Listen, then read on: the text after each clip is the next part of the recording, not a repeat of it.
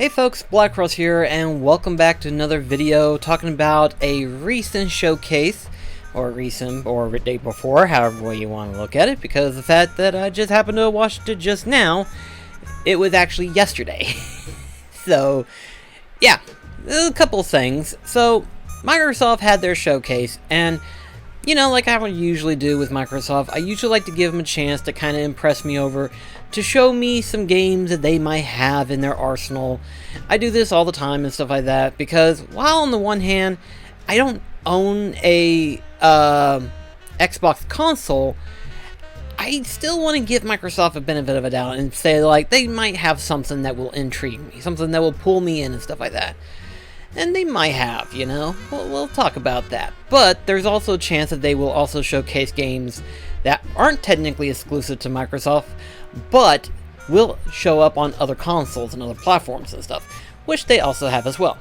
So let's go ahead and talk about some of these things, shall we? Let's talk about some of the games that Microsoft has in their arsenal now. And, well, two games in particular interest me.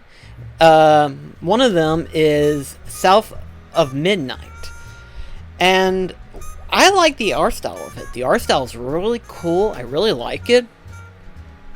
One problem though, there was no gameplay trailer. Oh, it's just, unless I know what the gameplay is going to be like, I have no idea whether or not it's going to be good or not. I can only go based on the visual alone of what it looks like, and it looks good, don't get me wrong. But again, I don't know what the gameplay is, so... Then of course we have Star Wars Outlaw, and again, no gameplay. We can only assume that is an open world, third-person action type game, you know, sort of like that, Fallen Order and stuff like that.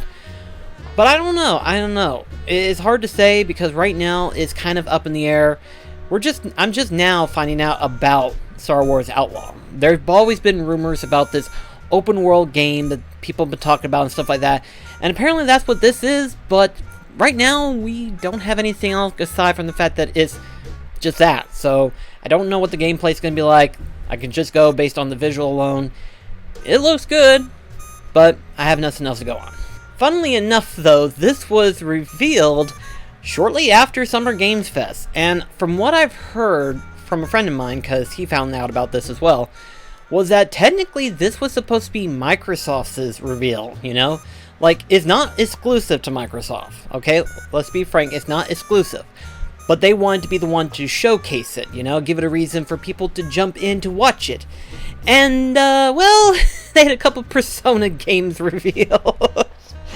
So of the two things that was revealed after Summer's Game Fest was Persona 3 Reloaded and Persona 5 Tactics. Yeah, whenever I saw that Persona 3 Reloaded was confirmed, a Persona 3 remake rather, I was like, oh, so it is true. Okay, huh. It looks good, don't get me wrong, but I'm actually kind of surprised considering the fact how recent we had Persona 3 Portable, technically. Persona 3 Portable, it technically got, how would you word it, re-released on modern consoles and stuff like that. So I was kind of surprised to see that a remake came out shortly afterwards. I won't stop them, it does look good, and I probably will pick this up later on.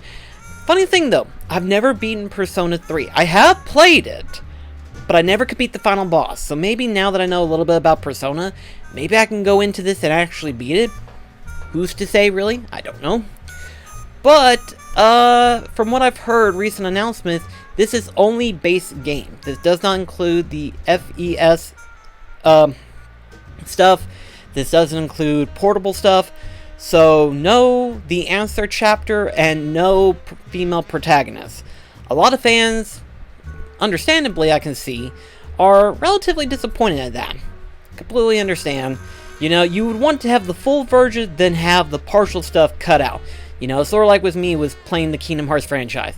After playing the Final Mix versions, I prefer playing the Final Mix version than preferably play the original version, you know? Just because of all that extra added stuff, it just makes sense. It makes for a fuller and much more enjoyable game, in my personal opinion. But, comments aside. But then we have Persona 5 Tactics. They won't let go of Persona 5. They just won't let it go. It's like they had a recent Persona 5 mobile phone game, was it, I believe? At one point they just announced. I don't know why, but they did. And then, of course, now we have Persona 5 Tactics, which, not gonna lie, I like how it looks. Style-wise, I like the look of it. I like the gameplay. Then again, I played strategy RPG games before, and this one looks really cool. This one looks really nice, so I wouldn't mind giving this a shot. This would be really cool. I still need to play Persona 5 Strikers, technically. I still need to play that, so gotta do that. And then, of course, another Yakuza game, technically Like a Dragon reveal. This one's Infinite Wealth. And this actually features the character that was in the previous Like a Dragon, or rather the first Like a Dragon. But yeah, it's like, oh, okay, so we're continuing this guy's story. That'd be cool. That's interesting. And from what it found, turns out it's actually based in Hawaii. Okay, new location. Why not, right? That'd be cool. You know, different city, different outlook and stuff.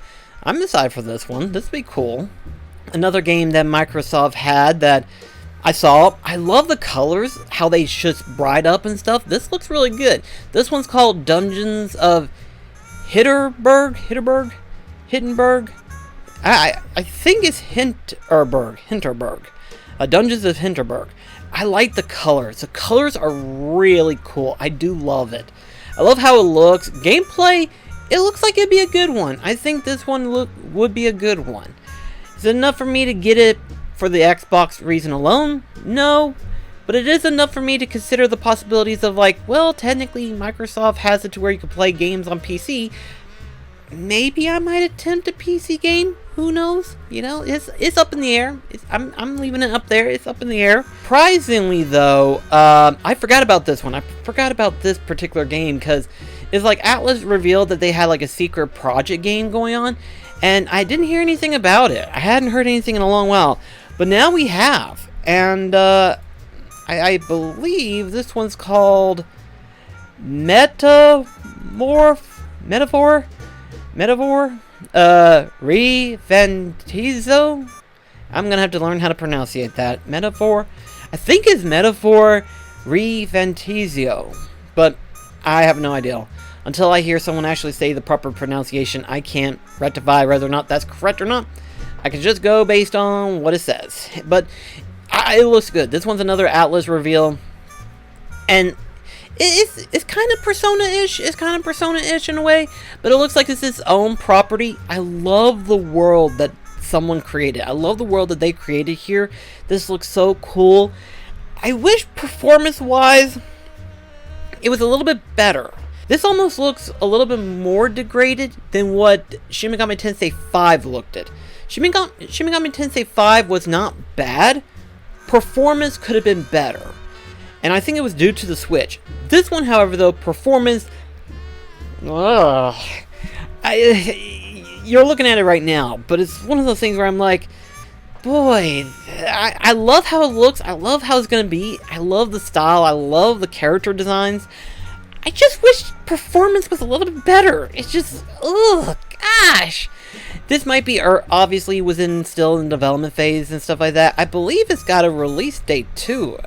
Yeah, 2024, next year literally. So maybe we'll make it an update trailer on this one, hopefully, and by then performance will look a little bit better. But yeah, it looks good, but performance just looks really, I hope they improve that. I hope they do in time. And then, unfortunately, I'm afraid that's kind of it for Microsoft. I'm afraid that Microsoft didn't really have that much to offer, and I think Microsoft realized that now. I think they realize we have to show something, and if we don't show what we have right now, we're not going to do so well. And I'm trying to give Microsoft a chance. I am giving Microsoft a chance here. But there are some games that they technically have that just don't have my attention, you know? Like, I've never played any of the Fable games, and I've never really had an interest in playing them, to be perfectly honest. I'm sure they are good. Again, it just, if I ever had a chance to play one or two, I probably would be hyped up for this Fable, but I'm not, so sorry guys. And some of the other titles they have didn't grab me as much as, like, say, South of Midnight or Star Wars Outlaws and stuff like that. And I know some people are definitely excited for like Starfield. I know a lot of people were hyped up since they first announced that it was being worked on. But since I saw it and since they did the direct alongside with Xbox Game Showcase, I was like, yeah, I'm not feeling it. I'm sorry, guys, I'm not. So it's like, I'm sorry. I try to give Microsoft a chance every single time. But this year, what they had wasn't enough. Anyway, guys, let me know in the comments below. What are your most hyped moments for this particular showcase? I know there's going to be a lot of games that you're interested in that I'm not. But I just wanted to make this video because, obviously, Microsoft had their Xbox showcase, and I wanted to talk a little bit about it. So anyway, look out for more videos about upcoming video game announcements and stuff that's being made and everything like that. And I will see you in the next video. This is BlackCross signing off. Catch you guys later.